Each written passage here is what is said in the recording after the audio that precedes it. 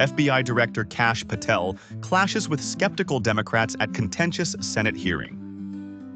FBI Director Kash Patel clashed with skeptical Democrats at a contentious Senate oversight hearing Tuesday, defending his record amid criticism that he has politicized the nation's premier federal law enforcement agency and pursued retribution against perceived adversaries of President Donald Trump. The appearance Tuesday before the Senate Judiciary Committee represented the first oversight hearing of Patel's young but tumultuous tenure and provided a high-stakes platform for him to try to demonstrate that he is the right person for the job at a time of internal upheaval and mounting concerns about political violence inside the United States, a threat laid bare by last week's killing of conservative activist Charlie Kirk at a college campus in Utah. The hearing broke along starkly partisan lines, with Republicans rallying support for Patel, even as Democrats said he had debased the integrity of the nation's premier federal law enforcement agency. Patel, for his part, accused Democrats of grandstanding for cameras and looking to score political points in a series of testy shouting matches that punctuated more sedate testimony about the criminal and national security threats facing the U.S. "You are the biggest fraud to ever sit in the United States Senate. You are a disgrace to this institution, and you are an utter coward," Patel told Democratic Sen. Adam Schiff of California, raising his voice during one particularly combative interaction. "You can make an internet troll the FBI director, but he will always be an internet troll," Schiff shot back as Patel continued to shout over him. Patel sought to keep the focus on what he said was a series of accomplishments in fighting violent crime, protecting children from abuse, and disrupting the flow of fentanyl.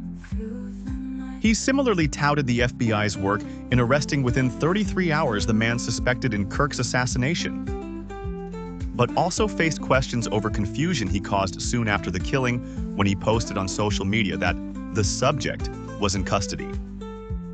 That person was later released after investigators determined he had no connection. Patel said he had been trying to be transparent with the public and didn't consider the post a mistake, but acknowledged he could have been clearer.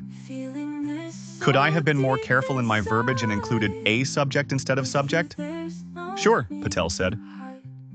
Questions about FBI firings. Democrats repeatedly tried to steer the hearing back to the turmoil inside the FBI, including a purge of experienced agents and supervisors that they said was a troubling about-face from his confirmation.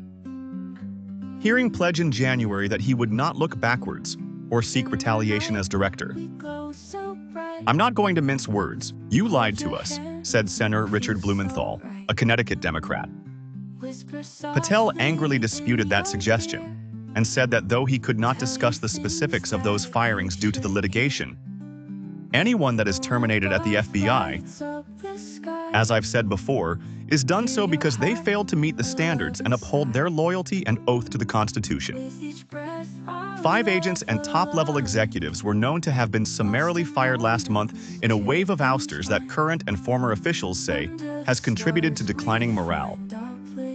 One of those, Steve Jensen, helped oversee investigations into the January 6, 2021 riot at the U.S. Capitol.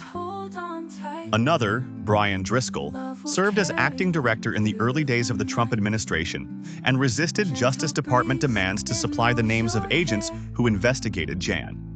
6. A third, Chris Meyer, was incorrectly rumored on social media to have participated in the investigation into Trump's retention of classified documents at his Mar-a-Lago estate in Palm Beach, Florida.